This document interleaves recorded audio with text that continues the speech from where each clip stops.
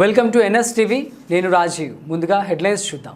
కోనసీమ జిల్లా కొత్తపేట మండలం మందపల్లి గ్రామంలో వేంచేసి ఉన్న శ్రీ మందేశ్వర స్వామివారి దేవస్థానం నందు 16 మే 2026 శనివారం నాడు శని జయంతి మరియు శని అమావాస్య పర్వదినం సందర్భంగా భక్తులు వేలాదిగా శ్రీ స్వామివారికి తైలాభిషేకములు నిమిత్తం వచ్చి ఉన్నారు. ఈ పర్వదినం ప్రప్రథమంగా సదరు దేవస్థానం నందు నిర్వహించుట వలన అంచనాకి మించి భక్తులు వేలాదిగా తరలివచ్చి ఉన్నారు. మరి ఒక పక్కన కొత్తపేట ఎమ్మెల్యే శ్రీ బండారు సత్యానందరావు గారి ప్రోత్సాహంతో గోదావరి పుష్కర అభివృద్ధి పనులు ప్రారంభించి ఉన్నాము అని తెలియజేశారు. నమశివాయ.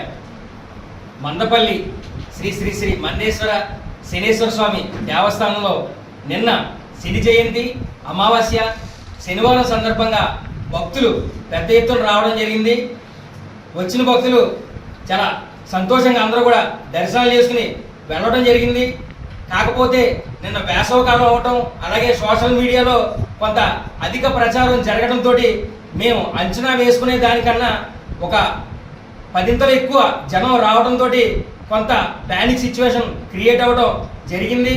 ఆ సందర్భంలో పోలీసు వారి సూచనల మేరకు అలాగే రక్షణ చర్యల్లో భాగంగా దేవస్థానం యొక్క తలుపులు మూసివేసి క్రౌడ్ కంట్రోల్ చేయడానికి ఏర్పాట్లు చేయడం జరిగింది. ఆ సమయంలో కొంతమంది మరి ప్రతిపక్షం లేని ప్రతిపక్ష నాయకులు లేదంటే గౌరవ శాసనసభ్యులంటే కిట్టని వ్యక్తులు కొంతమంది దుష్ప్రచారం చేసి అక్కడ ఉన్న భక్తులు కొంతమందిని రెచ్చగొట్టి కావాలనే గేట్లు దూకించే విధంగా వీడియోలు తీసి పెట్టి మరి గౌరవ శాసనసభ్యుల్ని కొన్ని అగౌరవపరిచే విధంగా మాట్లాడించడం జరిగింది. దీన్ని మరి దేవస్థానం యొక్క పాలక మండలి అందరం కూడా ముక్త కంఠంతో ఖండిస్తున్నాం.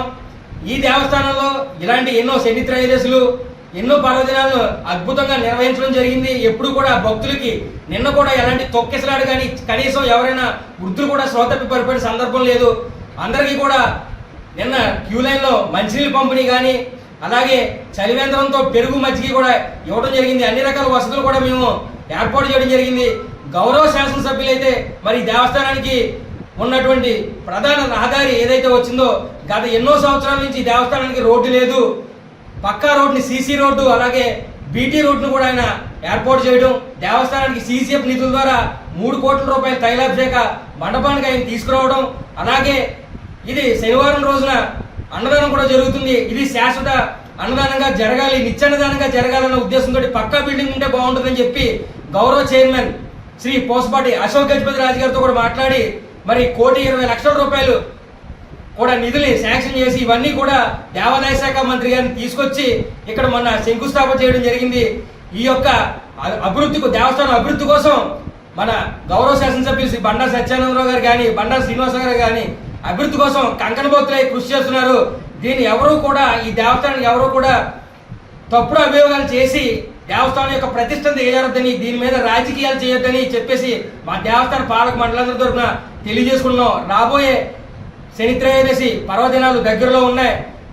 23, 13, 27 తారీఖు శని త్రయోదశి ఉన్నాయి. అద్భుతంగా ఈ త్రయోదశికి అన్ని ఏర్పాట్లు కూడా ముందస్తు చర్యలు తీసుకుంటామని చెప్పి మా ఈవో గారు కూడా ఇప్పుడు దేవస్థాన సిబ్బంది మేమందరం కూడా చర్చించుకున్నాం. అద్భుతంగా ఏర్పాట్లన్నీ చేసుకుని ముందస్తు పర్యవేక్షణ చేసి ఎలాంటి అసౌకర్యం భక్తులు కలగకుండా చర్యలు తీసుకుంటామని ఈ సందర్భంగా తెలియజేసుకుంటూ ఓం నమః శివాయ.